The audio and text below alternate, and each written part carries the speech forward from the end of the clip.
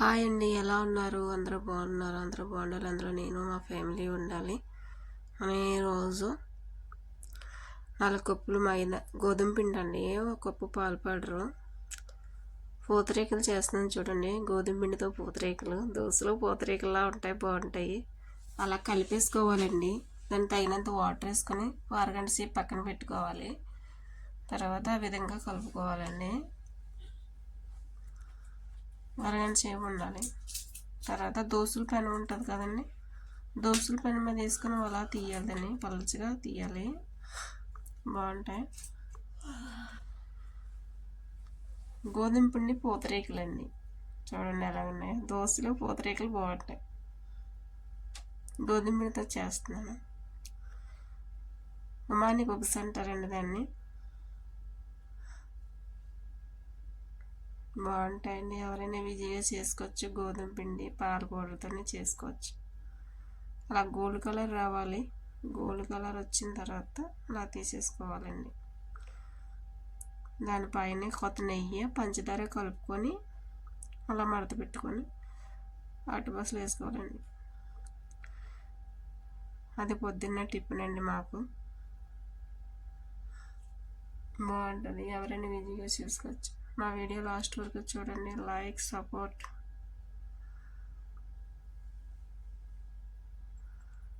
Support చేయండి friends.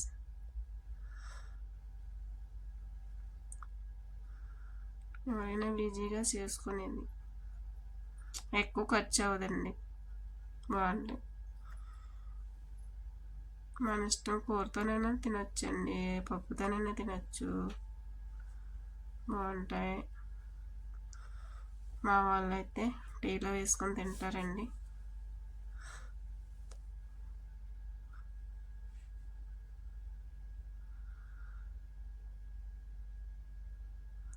అలా పలుచగా వేయాలి. ఇది కూడా మీరు కూడా ఈజీగా చేసుకోవచ్చు ఫ్రెండ్స్, బాగుంటాయి. ట్రై చేయండి మీరు కూడా. ఎలా వచ్చినాయో కామెంట్ చేయండి.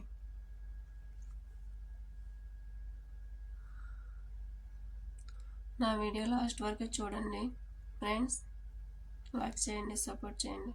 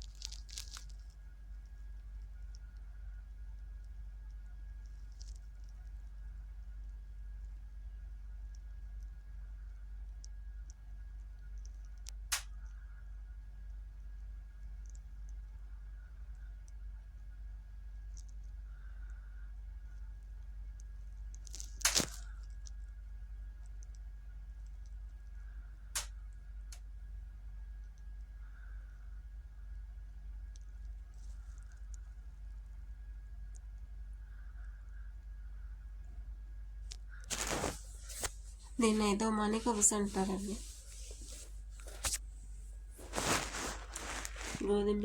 గోధుమ పిండితో చేయాలి పూతరేకులు.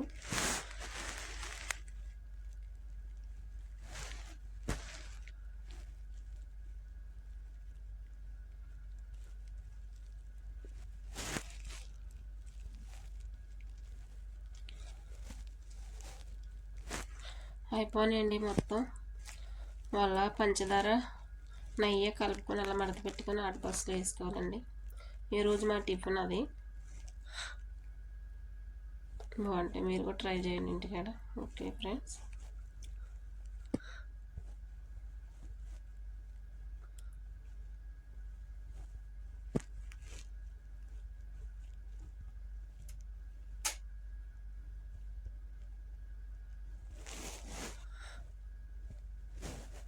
అయిపోయిందండి, మొత్తం వేసేసాను. Okay friends, bye bye. Like support చేయండి.